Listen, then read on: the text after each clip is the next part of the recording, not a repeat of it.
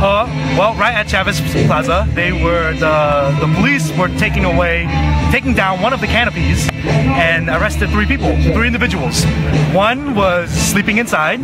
Two, the second person was they were about to take down the entire canopy, and one person objected and said that, hey, this is all my stuff, you can't be doing this, and they arrested him too because he was getting kind of heated, but he wasn't aggressive in any way, but he was heated, and they took him away for that. And another person who was in there who had a warrant, so they arrested three individuals and took down that canopy altogether. Belongings. You can't take my belongings.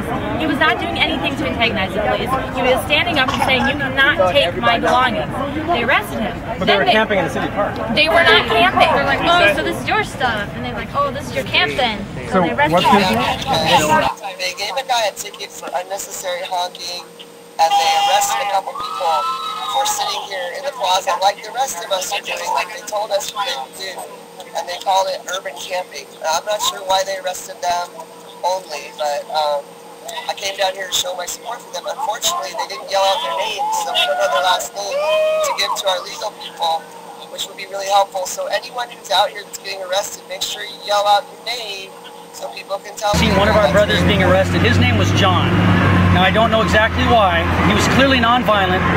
I witnessed him non-violently not resisting arrest. Then, my friend Phil, who I was arrested with at Margaret T. Hans Park on October 16th, Phil was frustrated. He was not being violent in any way because when our brothers and sisters went on the march, I guess evidently the law enforcement decided to come in. They went over to Phil's canopy where his friends have some of their possessions and his possessions, and well, actually just his possessions from what I understand. Phil went over and said, no, I don't want you to take the canopy, I don't want you to take this property, it is mine, I claim it.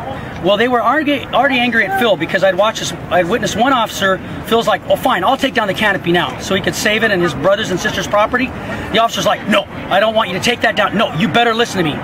So I kind of backed off. I'm not as courageous as Phil. I've been arrested once, but Phil makes me feel bad. So then what happened was, next thing I know, they're handcuffing him, they're taking him off, and from what we understand, when he told the police that they were his possessions, they said, aha, you're camping, so therefore you're violating the city ordinance and we're arresting you. They were plainly angry. Okay, Phil was not resisting them. There will be other people to tell you that. He was non-violent. So if they try to say anything of the sort, and then when they finally did pull us over, they were very, very aggressive. They got on their loudspeaker and said, put your hands out of the windows like we were gangbangers or thugs of some sort. We're peaceful protesters and they know it. They treated us with absolutely no respect and they gave me a ticket for something. Well, what a criminal honker. You're a premeditated honker. Just stand there for 5 minutes, you'll hear 20 people honk. Well, so, simple question, why'd you honk your horn? In support of the movement. Are you going to fight the ticket? Absolutely. But the reason we are all here is not because it is us against the police. They are part of this, whether they want to be or not. Right. The reason we are here is for these banks, the big corporations who are taking our choices, our voices away. And we want them back, damn it, and we're going to get them back, and we're going to stay here until we do.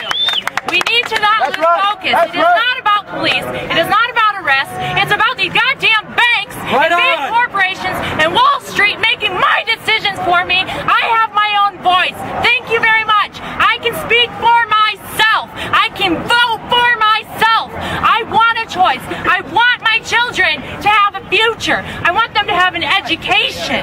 And it can't happen until these corporations, these banks, quit influencing our presidents, our Congress. We have a choice. Every single one of us has a voice. We need to start using it and have a focus right now, today.